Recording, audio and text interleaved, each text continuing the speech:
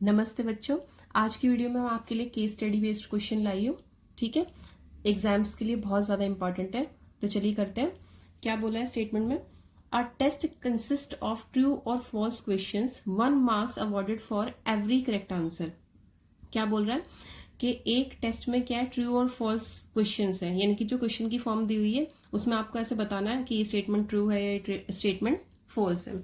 ठीक है, 1 mark awarded for every correct answer. तो जब आप उन क्वेश्चंस को आंसर करोगे, तो जब जब आप करेक्ट आंसर दोगे, ठीक है, तो उसके लिए कितना मार्क्स मिलेगा? 1 मार्क मिलेगा। While 1/4 marks is deducted for every wrong answer, और हर एक रॉन्ग आंसर के लिए 1/4 मार्क आपका डिडक्ट किया जाएगा। ठीक है, जितनी बार भी आप रॉन्ग आंसर दोगे उसके लिए आपका 1/4 मार्क्स काट लिया जाएगा। A student knew answers to some of the question. अब जो स्टूडेंट है, यानी कि जैसे आप हो, तो आप कुछ क्वेश्चंस के आंसर तो जानते हो। Rest of the questions he attempted by guessing. बाकी के आंसर्स क्या दिए? गेस से दिए, जानते नहीं है बट तुक्का मार दिया है।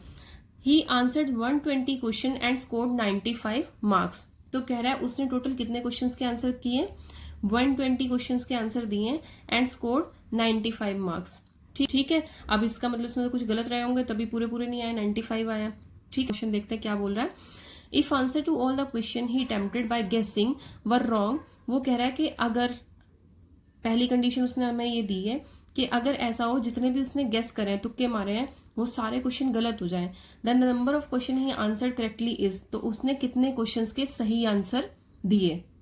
ठीक है, तो इसकी स्टेटमेंट के अकॉर्डिंग क्या सपोज कर लेंगे?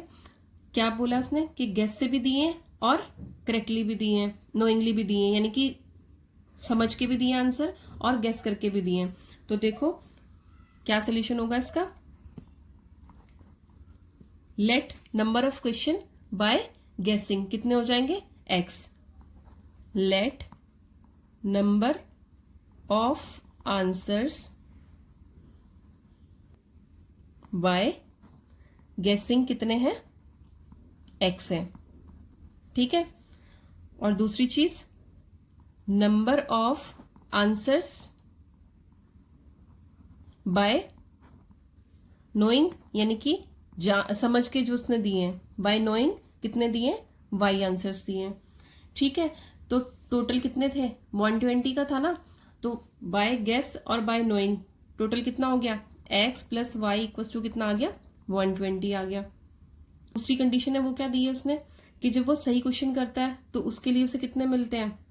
1 मार्क मिलता है, और जब वो गलत क्वेश्चन करता है तो उसके लिए कितना कट होता है? 1/4 कट होता है। ठीक है, तो जो गलत कर रहा है इसका मतलब वो गैस लगा रहा है ना, तो गैस कितने हो रहे हैं? माइनस हो रहे हैं। कितने हो रहे हैं? -1/4 हो रहे हैं। ठीक है, तो पहले इसके लिए स्टेटमेंट लिख लेते हैं, है ना। रॉन्ग आंसर के लिए कितना होगा उसका? तो देखो रॉन्ग आंसर के लिए क्या हो रहे हैं? 1/4 हो रहे हैं किसके? x के। जो भी उसके आंसर्स हैं उसका क्या हो जाएगा? 1/4 हो जाएगा। तो और सही आंसर कितने हैं?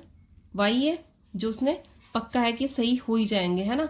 तो y minus this equals to कितना आ गया उसका स्कोर? 95। ठीक है, अब इस इक्वेशन को सॉल्व कर लो। कितना आया? 4y minus x equals to 95। यहां से 4y माइनस एक्स किसके बराबर हो गया? 95 इंटू 4। ठीक है, कितना आया? 4y माइनस एक्स, ये कितना आया मल्टीप्लाई करके? कितना आ गया? 380। ठीक है, अब एक इक्वेशन हमारे पास ये हो गई और दूसरी इक्वेशन ये हो गई। अब यहां से हम क्या करते हैं? x की वैल्यू निकाल के दूसरी में पुट कर लेते हैं, या फिर डायरेक्ट एलिमिनेशन मेथड से कर देते हैं, है ना। तो देखो कितना आएगा हमारे पास? x plus Y equals to 120, और नीचे कितना है? 4y, और x क्या है? माइनस का है, प्लस 380। हम x y की वैल्यू निकाली ना, दोनों इक्वेशंस को ऐड करेंगे तो क्या हो जाएगा? ये कैंसिल आउट हो जाएंगी, तो इधर कितना आएगा? 5y इक्वल्स टू, प्लस करके कितना आया? 0, 8 और 2 10, 3 4 5। y equals to 500 divided by 5, तो यहाँ से कितना आ गया? 100। ठीक है, तो y की वैल्यू क्या आ गई हमारी? 100 आ गई। अब इस y की वैल्यू को किसी भी इक्वेशन में पुट कर देते हैं, वहां से हमारी क्या आ जाएगी? एक्स की वैल्यू आ जाएगी। ठीक है, तो इसको फर्स्ट इक्वेशन में पुट कर देते हैं। Put y equals to 100 in first, x plus 100 equals to 120। ठीक है, तो यहां से कितना आ गया, x इक्वल्स टू कितना आ जाएगा 120 माइनस 100 यानी कि 20। तो ये क्या आ गई हमारी x की वैल्यू आ गई है। x की वैल्यू कितनी आ गई 20 और y की वैल्यू कितनी आ गई है 100।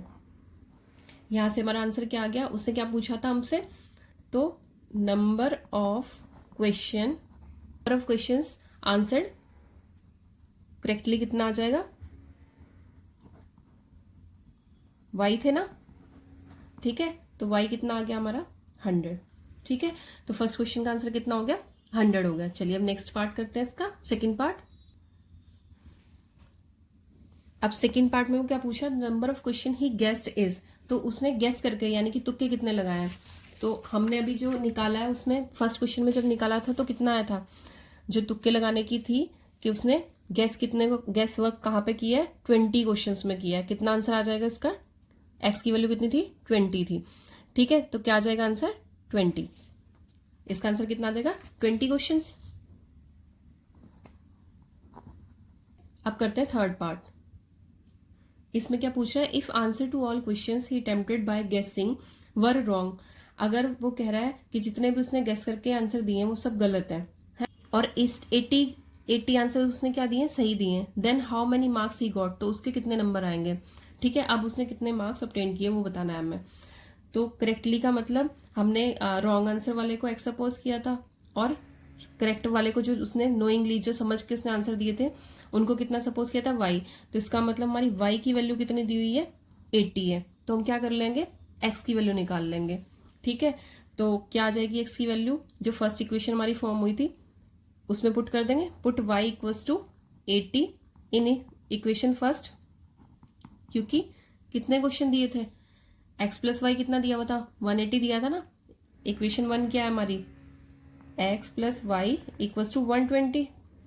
गलत आंसर और सही आंसर सब मिला के कितना बन रहा था 120 बन रहा था। तो अब उसने हमें दे दी y की वैल्यू 80, तो x की कितनी आ जाएगी, x प्लस 80 इक्वल्स टू 120।